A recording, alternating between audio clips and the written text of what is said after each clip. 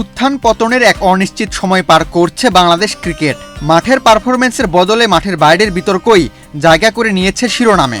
গত 2 বছরে 4 জন আলাদা ব্যক্তি বসেছেন বিসিবি সভাপতির চেয়ারে। টি-20 বিশ্বকাপে খেলতে যায়নি বাংলাদেশ। ঢাকা প্রিমিয়ার লিগ মাঠে গড়াবে কিনা সেটিও অনিশ্চিত। সব মিলিয়ে এক অস্থির পরিস্থিতির মধ্যেই বিসিবির দায়িত্ব নিয়েছেন তামিম ইকবাল। অনেক চড়াই উতরাই পেরিয়ে বোর্ডের নেতৃত্বে এলেও তামিম চাপের কাছে নতি স্বীকার করতে চান না, বরং দৃঢ় মনোভাব নিয়ে কাজে নেমে বিসিবির হারানো গৌরব ফিরিয়ে আনাই তার লক্ষ্য। সভাপতি হিসেবে মনোনীত হওয়ার পর মঙ্গলবার সন্ধ্যায় প্রথম সভা করেন তিনি। Gold's Gym across 30+ countries with over 700+ locations worldwide. Train anywhere, belong everywhere.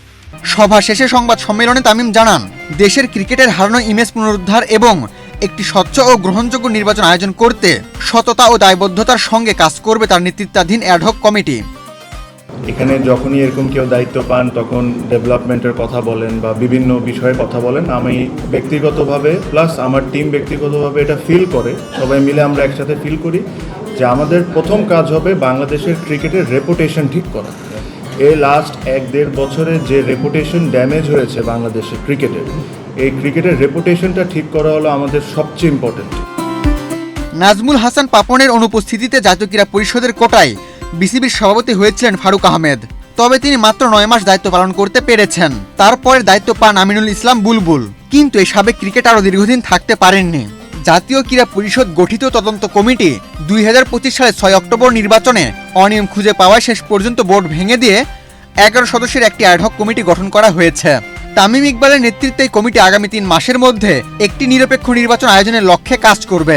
এই ব্যাপারে নতুন সভাপতি জানান, আমাদেরকে একটা দায়িত্ব দিয়ে আনা হয়েছে যে free and fair election held করা 3 মাসের মধ্যে। আমরা এটা যে আমাদেরকে যে দায়িত্ব দেওয়া হয়েছে, আমরা এই দায়িত্বটা যতটা অনেস্টিভাবে আমরা এই জিনিসটা করতে পারি আর যতটা দ্রুতভাবে আমরা এই জিনিসটা করতে পারি আমরা ওই জিনিসটাই করব। সাথে সাথে অবশ্যই আমরা ডে টু ডে অ্যাক্টিভিটিসের মধ্যে যা যা হয়েছে, ওয়ার্ল্ড কাপ ইস্যু আছে আপনারা জানেন, সব কিছু নিয়ে আমাদের যা সঠিক কাজ করার দরকার আমরা তাই করব। সবকিছু মিলিয়ে বাংলাদেশের ক্রিকেট এখন এক সন্ধিক্ষণে দাঁড়িয়ে। অস্থিরতা কাটিয়ে স্থিতিশীলতা ফেরানো, আস্থা পুনর্গঠন এবং স্বচ্ছ প্রশাসন প্রতিষ্ঠা, এই 3 চ্যালেঞ্জই এখন তামিম ইকবালের নেতৃত্বাধীন কমিটির সামনে সবচেয়ে বড় পরীক্ষা। আবু তালহা, বাংলাদেশ প্রতিদিন।